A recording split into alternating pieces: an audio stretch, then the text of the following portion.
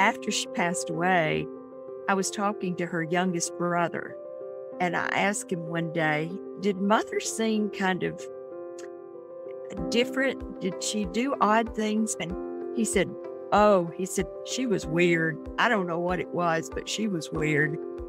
And, we all always called her quirky. That was a word that we used. Yes. That she was quirky. Yes. And set in her ways. And she's just Granny. That's just Granny. In part 2 of my conversation with my mom, we talk about how we discovered neurodiversity in my own family. And so many of you are going to relate to this because it's a similar story to how you discover neurodiversity in your family. Neurodiversity is not just about our domestic partnerships, the person we're married to or the person we're dating. It spills over into the whole family. And when we start looking and digging, we start to see neurodiversity there in so many different people. And it's part of the overall narrative of the experience that we're having with not just that partner, but with so many people. And it's important that we all start to learn more about how to interact with each other, how to communicate with each other, how to bridge that gap. I keep using that word a lot lately. And I just taught a live workshop from the communication program that I have.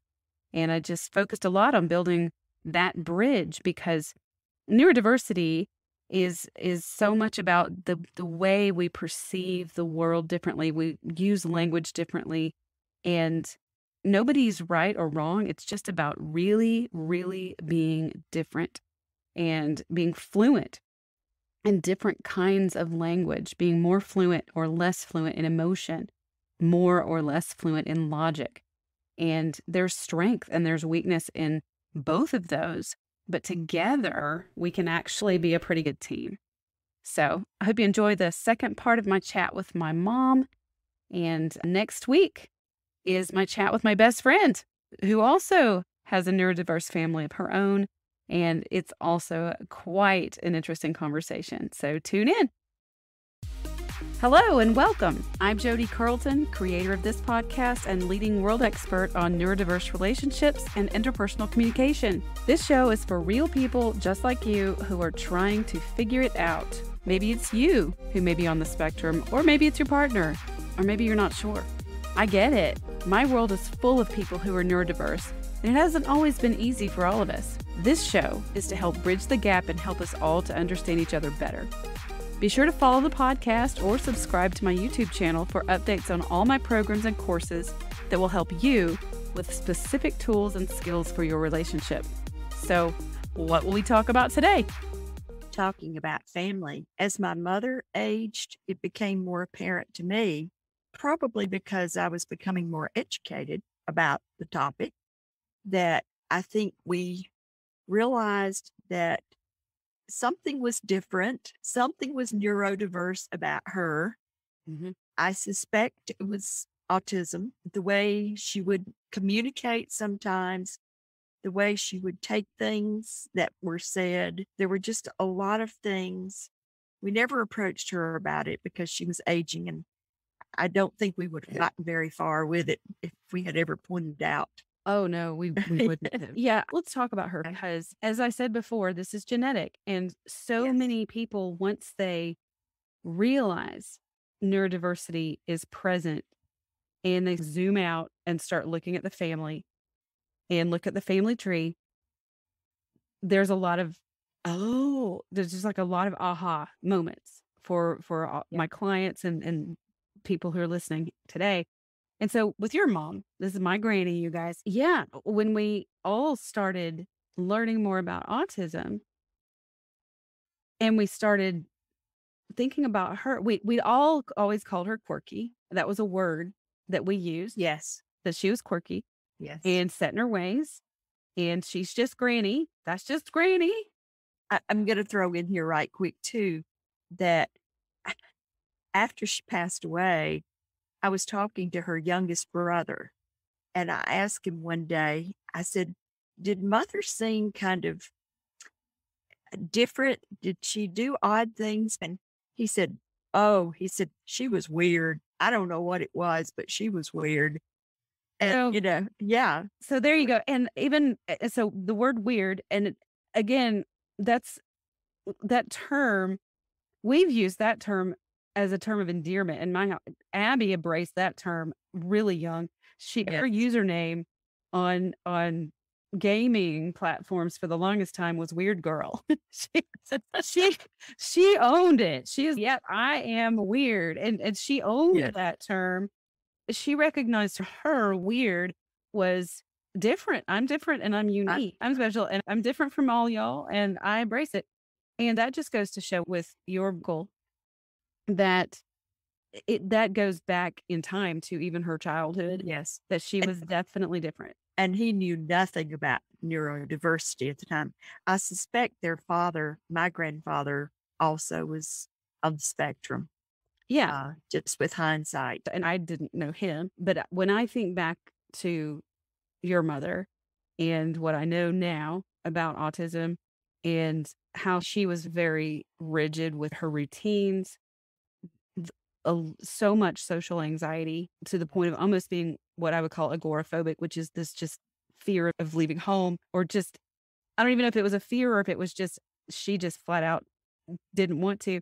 And people ask me about autistic burnout, and it really is a thing because over the course of time, autistic people mask in order to be in public and be around others. And there are socially appropriate ways to do that. My grandmother wasn't a particularly social person, but she was in social spaces. She went to church. She kept children for a living, which she loved children, but didn't particularly love the adults that went along No, with those no. children. And she had her script, I think, when she was in Yes. pub. Yes, exactly. And interestingly, though, she kept children for a living, but she didn't do well with her own grandchildren. She struggled in her relationships with us, that interpersonal piece of it. She had that script with the kids that she kept, and they all really adored her. But she had the script of being the authority, and she had them all on a routine and it was an in-home daycare situation way back in like the 70s. And she had the routine, their breakfast, their lunch, their snack, all of that was totally scheduled out. And that worked for her. And she didn't have an assistant. So she didn't have any other adult that she had to deal with, really. Except me part of the time. Yeah. Yeah. Yeah. Maybe. But then when the grandchildren came over, she really struggled with that because that was a different kind of relationship. It was. And I wondered sometimes if she felt like the adults, for example, me, or even Abby, when Abby was growing up, if she felt like we were judging how she took care of them or what she said to them. And oftentimes we wanted to be judgmental because we didn't like what she said. Especially I remember when Abby was a baby Mhm. and she would tell us, "Well, you ought to make her clean up." And Abby didn't understand how to even do that at that time. Mhm. And because she was familiar with what she had taught on the script that she did to the children she kept. True. So, And she didn't have the filter. She didn't right, really have a filter right. she was just very blunt about her Yes. observations She about said what Abby. she thought. Yes. She said what she thought in a way that there was just no filter there. No. And so all of that makes so much sense to us now looking back. And I agree with you if we had figured all this out really more before she died. And it's been It's been 14 years. yeah, and Abby's 19. So really, we Right. were still just really understanding it ourselves, barely even when she died. And so it's been a process over the years of us even putting it together. And we've even looked even more at our family tree and with the Yes. other family members, and some we've discussed it amongst ourselves and some we keep to ourselves. And I know my listeners are going to relate to that because you don't necessarily, when you start seeing it in your family, you don't necessarily just go running out to your family members and say, "Oh, I think you're autistic," or "I think your kid is autistic," or "I think your husband's autistic." That's not easy to do and it's not necessarily appropriate, but it's important to have that clarity for yourself sometimes. It answers a lot of questions. I know it has for us. Yes. It's been huge. Yes. What else? Is there anything specific that you want to share that you think would be helpful just from, your perspective as I guess, the matriarch of our family who's been on this journey with us? If you see people in your family or even outside of your family that you think in your head, oh, they're quirky. Don't ever say that out loud for sure, but be aware of the fact that there's probably something deeper there that's causing you to think they're, I hesitate to use the word different, but neurodiverse. Yeah. And their actions are different from typical, maybe the ways that you would do things. Just be aware, especially if you have neurodiverse in your family. If you know that there's already a diagnosis for someone in your family, it's very likely that other members in your family are also neurodiverse. And so just be aware. If you feel like it's yourself, be aware of that and seek help like people like you, because there's very few people like you, I know. And just be open. Don't be close minded. Be aware and understand all you can about neurodiversity. Learn from others, read book, research, find out what more of the symptoms are. You may see more of the symptoms in them. Don't try to convince someone who's not that they are. Be open minded in that respect as well. There may be other reasons, but I would just say be very aware, especially if you know it's in your family. Yeah.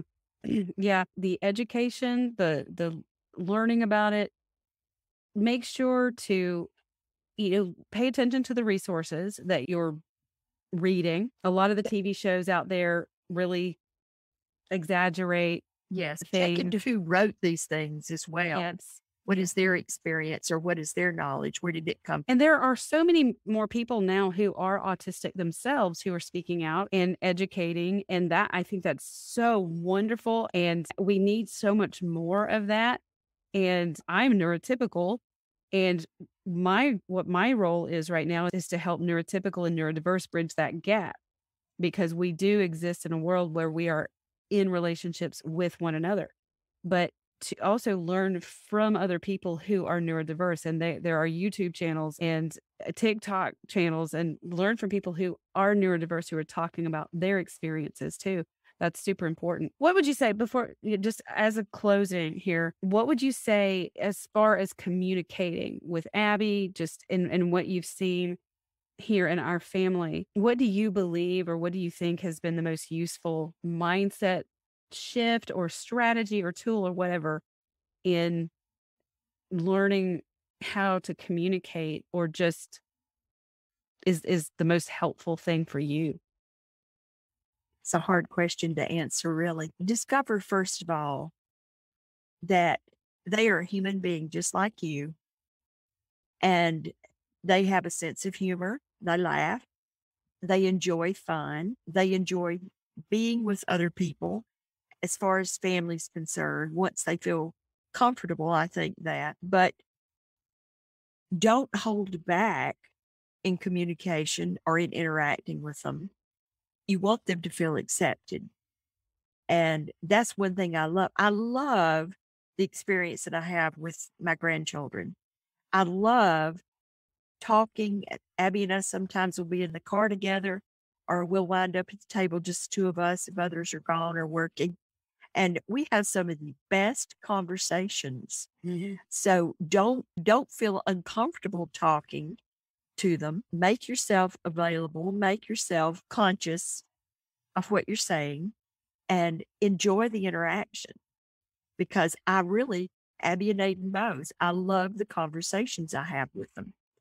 And it's a joy to me to be able to interact here, living in the same household. And just, it helps me learn more about them. Not everybody can do that, of course, but when you have couples that come to you, then they certainly they can enjoy each other. It doesn't have to be a strain to carry on a conversation. And your communication courses, all of those types of things add so much to that. I wish I had something like that available to me before Abby was even born, for my students, to help me understand how to talk, because I think that's one of the biggest problems people have is I don't know how to carry on a conversation with a person who's neurodiverse. So I don't know what to go to and as a background. So I wish I had it available to me I think before my divorce. teachers Because yeah, honestly, I've said that before. I don't know for sure that my ex-husband and I, if we could have made it, if we'd had right. somebody like me to help us. I don't know. I think teachers should have workshops to help them learn how to identify or to pick up on children who may need um, further testing or things of that nature, but mostly just to help them know how to communicate with them. Yeah, I think we're at least doing a little bit better job in the school systems now I hope so. identifying autism. And so I think we're identifying it. But the supports that are being put into place oftentimes are things like it's focused on academic success, like extended test time, taking a test outside of the classroom, Right. that kind of thing. And I don't think that there's much training going into communicating, talking, how to interact, and even just basic education about what autism is and what that means. And it's certainly not going into the mental health care system at all, which is so problematic.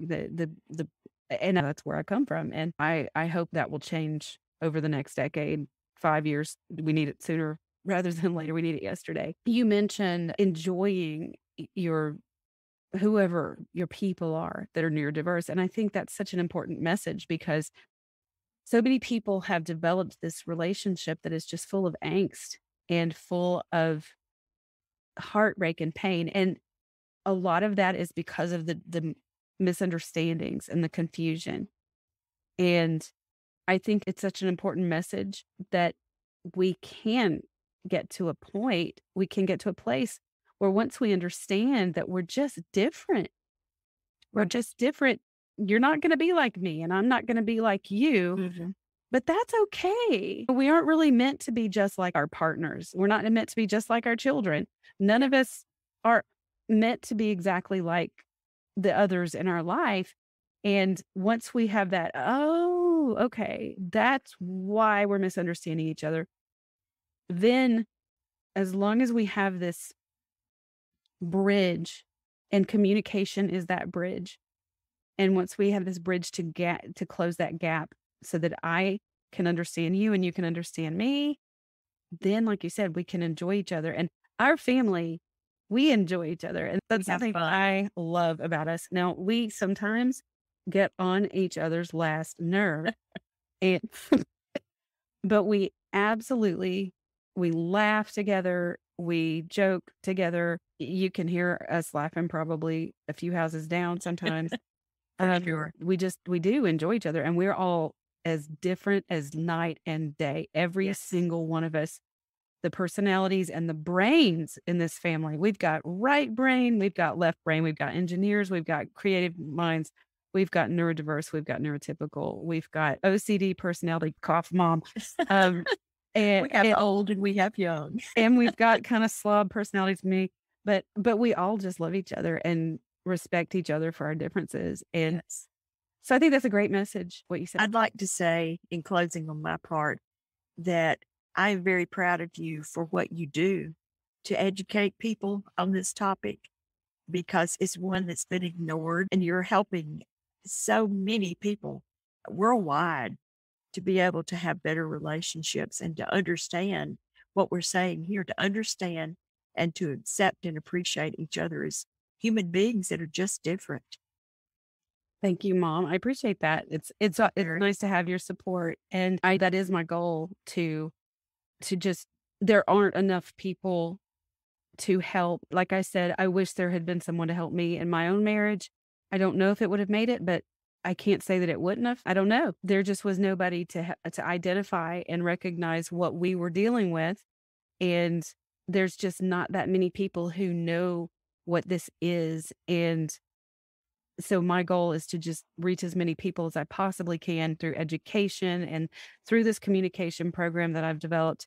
I wish I could clone myself because there's not enough of me to go around. But thank you so much for taking the time to sit down and talk to me and share your insights and thoughts Thank you. with the And I'm people. so glad I could share my insights and thoughts as well.